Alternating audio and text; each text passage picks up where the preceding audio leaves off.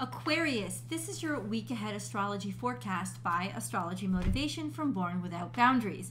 In these weekly videos, I review the major planetary aspects and transits and how they impact your natal sun and what that means for your bottom line. All you need to know to enjoy this video is your birth date. That's it. Everything else I translate for you.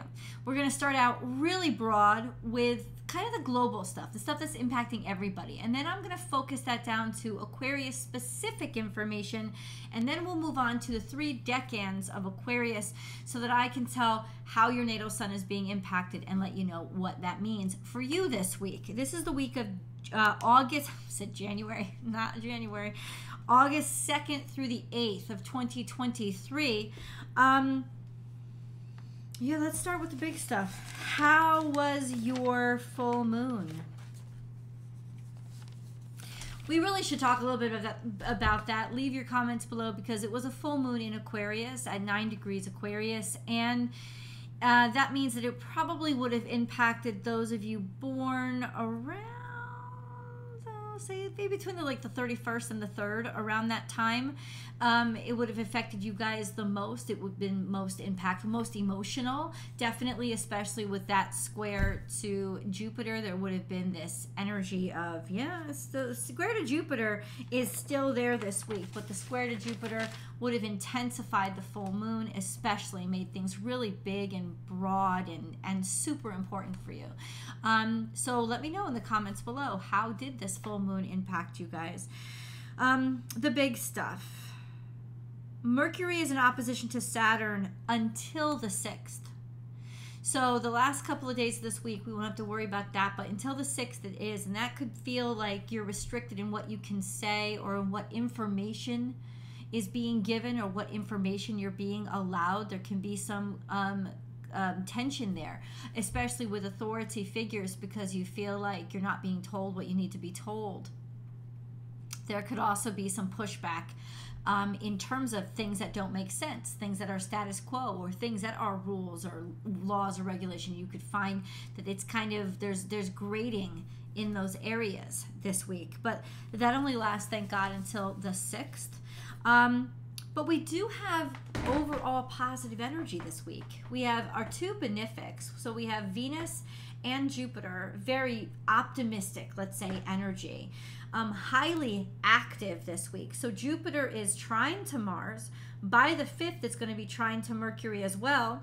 And then it's square to the sun. All of this is very optimistic energy of, I want to expand. I want to know more. I want to find out more.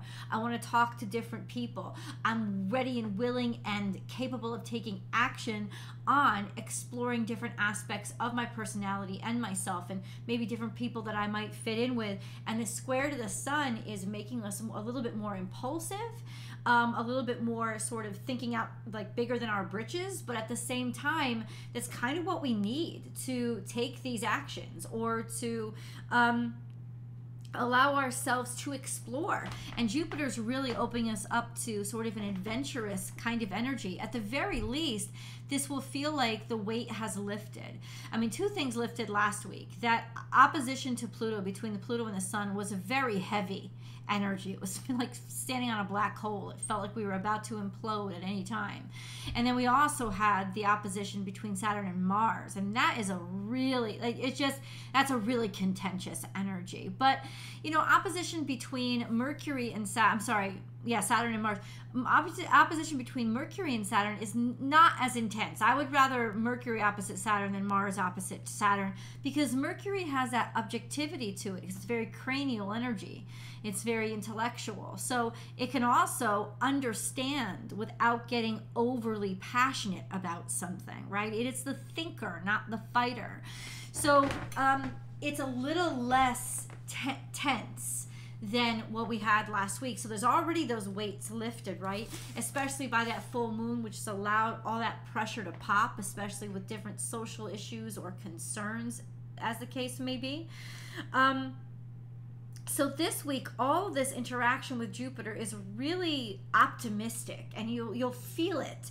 We also have Venus square to Uranus still and trine to Chiron. This is all about wanting different things because we've learned better. we know better now. We've learned from challenges in the past to be open or be agitated by the same old. We want different things, but we'll also be attracted to things that are good for us in a different way. Do you know what I'm saying? So there is this optimistic energy that's happening all around us this week, and I really love it.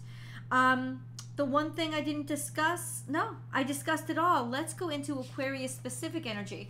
We have to look at your ruling dignitaries, and you've got two of them. You have a traditional ruler, Saturn, and then you have your modern ruler, Uranus, and they both still have a great impact on you. And then we also have to look at what's going on in the zodiac sign of Aquarius. That is an easy answer this week because it's nothing. There's nothing happening in Aquarius that is really all that big after that full moon went on and moved on, and that happened yesterday. So right now, the zodiac sign for all this week of Aquarius for all this week is empty. But there's still some things happening with your ruling dignitary. So we'll start with your traditional ruler, Saturn. Saturn is in retrograde. It is very introspective when it comes to rules, laws, regulations, who's broken them, who hasn't. It gets quieter when it's in retrograde. It's at 5 degrees Pisces. It is in opposition to Mercury this week, but only through the 6th. So there is that contention there, but through the 6th.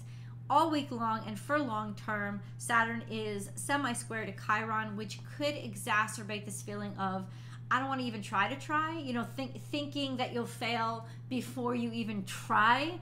With this, all this Jupiter energy is pushing us past that. It's actually helping us get over that hump, which I really like that energy.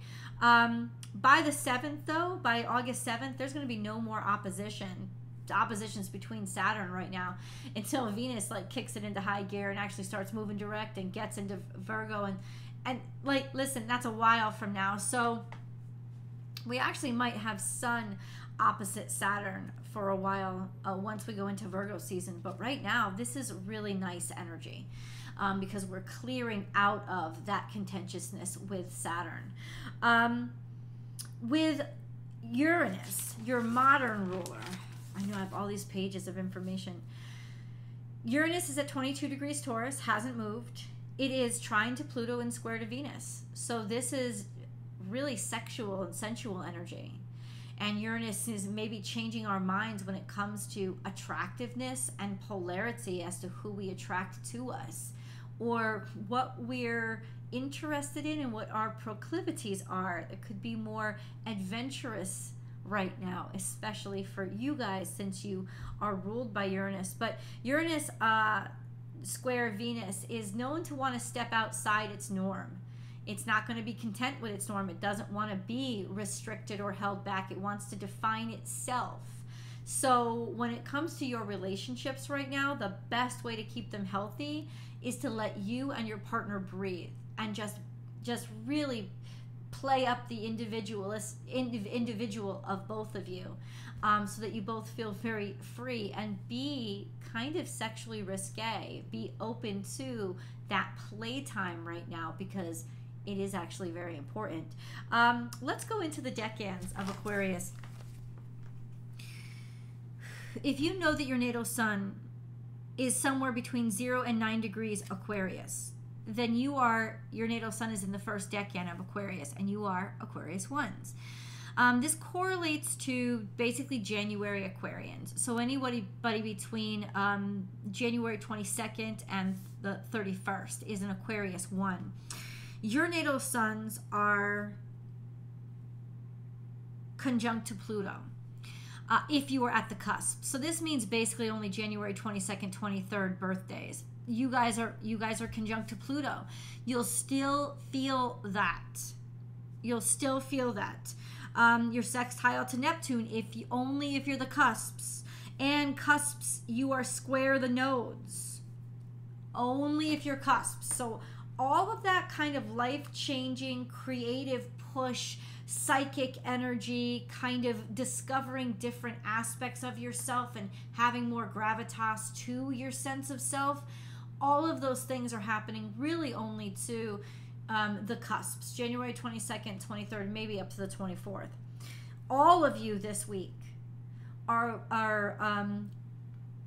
quincunx to Mercury, which means that you could stumble over your words or have trouble with information or be struggling to get information or be questioned a lot, or it's just not a great time for you, or just be frustrated with a lot of information coming at you all at once and not be able to easily organize it. This could just be too much content or too much information all at the same time. It can be very heavy and frustrating energy, very frustrating energy. So it's best to stay away from pushing yourself into any important decisions or signatures or commitments, tests or interviews right now if you can avoid them. If not, try to go slower and cover less information. Make it more quality versus quantity, which is, I guess, is good advice all the time, but especially for this week, it's more important. It'll help you focus. Aquarius 2s, your natal suns are somewhere between 10 and 19 degrees Aquarius. This correlates to, say, February 1st through 10th birthdays, in and around there. You have a long-term sextile to Chiron, so it has been inspiring you and pushing you and generating change, helping you generate change or push toward change based on experiences or challenges you've had in your life. You're also square to Jupiter, which means Sun square Jupiter is really where the Sun is right now, and we'll talk about that in a second because that makes your natal suns in opposition to Jupiter. No, this is Aquarius. I'm sorry. Your natal sun's opposite the Sun. That's what I meant to say. They're square to Jupiter and opposite the Sun, and Jupiter and the Sun are opposite. So this can be kind of contentious energy here for you, kind of struggling with who you are, who your ego is, or egotism, or finding that you're butting heads with different people's egos, trying to shine, trying to like level up or do one up on somebody, not get one over on somebody in terms of deception. I hope not. But in terms of, I gotta do better. This is a very competitive energy that should be more focused on, be competitive inside yourself. Don't push against the way you look or other people and how they see you. But it's going to be very difficult. So you could be butting heads with that energy this week. There's also a quincunx to Mars, which means you're drained or you feel frustrated and you feel kind of like a harnessed horse, like you can't gallop at the speed that you want. So overall, and by the 5th of this week, your natal suns will also be quincunx to Mercury, which means communications will be thrown off a little bit. You'll be frustrated by information that you get or information that you're waiting for and don't get. And so this could be, all in all, a very frustrating week. It's not a great time to take huge action or huge leaps forward for you guys. It's more just try to get yourself stabilized when it comes to knowing who you are, remembering what your purpose is, and that sextile to Chiron will help with that. Remember what your purpose is so you don't get distracted. This week could really remind you where you have gotten thrown off course and gotten distracted and made things maybe more about yourself as opposed to your purpose. Just an FYI. Aquarius 3s. So if you know your natal sun is between 20 and 29 degrees Aquarius, you are Aquarius 3s. That correlates to birthdays in February, say between the 11th and the 28th or 29th, whatever that last day in February would be. Your natal suns are going to be conjunct the moon on the 2nd. So on the day that this video comes out, they are conjunct the moon. What does that mean? It just means that there's more emotional stability. There's more a feeling of being on board with yourself. You also have a long-term sextile to the North Node and trine to the South Node just over the next 6 months. There's going to be kind of dynamic shifts in what you set as priorities when it comes to your individuality versus your relationship.